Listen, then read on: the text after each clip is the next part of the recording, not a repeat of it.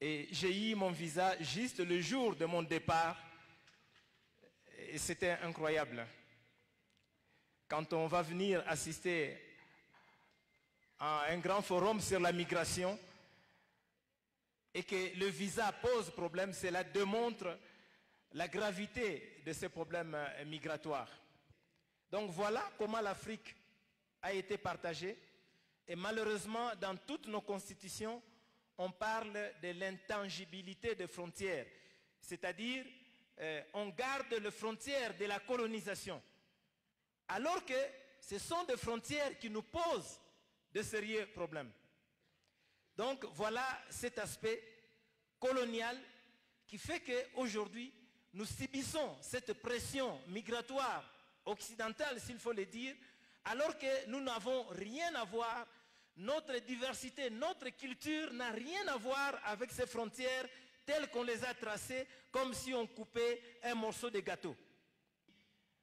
Non, les Africains, ils sont pauvres. Les Africains, ils sont malheureux. Les Africains, ils vont tous les jours en Europe. Mais on ne pose pas la question, pourquoi les Africains partent? Pourquoi les Africains partent? Non, les Africains, il faut les retourner chez eux. Il faut les chasser de l'Europe. Ils sont sans papier. Bon, moi personnellement, je suis d'accord qu'on chasse les Africains de l'Europe. Je suis d'accord. Mais pourquoi aussi on ne peut pas chasser toutes les ressources de l'Afrique qui ont enrichi l'Europe? Si l'Europe peut dire, la France dit, voilà, ça, j'ai construit avec l'uranium du Niger. La France dit, par exemple, ça, j'ai construit avec les cafés et les cacao qui est venu de la Côte d'Ivoire. La France dit, j'ai construit ça avec l'or qui est venu du Mali. J'ai construit ceci avec le pétrole qui est venu du Soudan, de l'Angola ou du Congo-Brazzaville. Alors la France décide, ou l'Union européenne dit, bon, voilà mes chers Africains, je vous remets toute votre richesse. Mais qu'on fasse ça, si on est juste, qu'on fasse cela.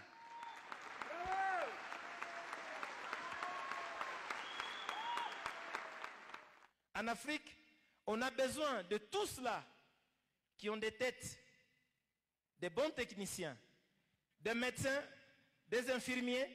Eh bien, ils sont bienvenus en France.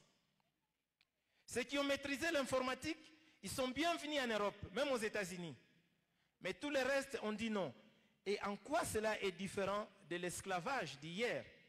Malheureusement, on continue à violer les femmes, on continue à piller tous les minéraux pour aller faire le coltan. Donc la guerre dans beaucoup de pays d'Afrique, ce que je voulais dire ici, ce n'est pas un problème des Africains seulement, mais c'est un problème du capitalisme qui veut piller les ressources naturelles. Et I'm from India. I appreciate what Mr. Victor said. It's exactly the same thing that's going on in India as well. Though India is seen as a country which is developing, economically growing, the GDP is growing, a market is growing, and yet exactly the same thing happening in India to the people, especially the indigenous population in central India. What we should do as the developing nations are people who are oppressed. Qu'est-ce que nous devons faire? Mais nous dites que nous sommes des intellectuels.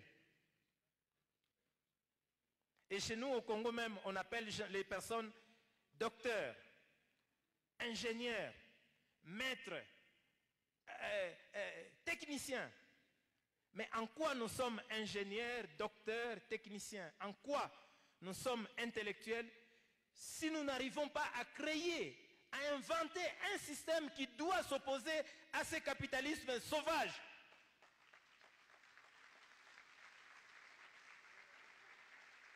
Voilà le travail que nous devons faire. Ça fait des larmes aux yeux quand on en parle. Mais passons à l'action. On a fait beaucoup de discours. Est-ce qu'on continuera à faire des discours sans action?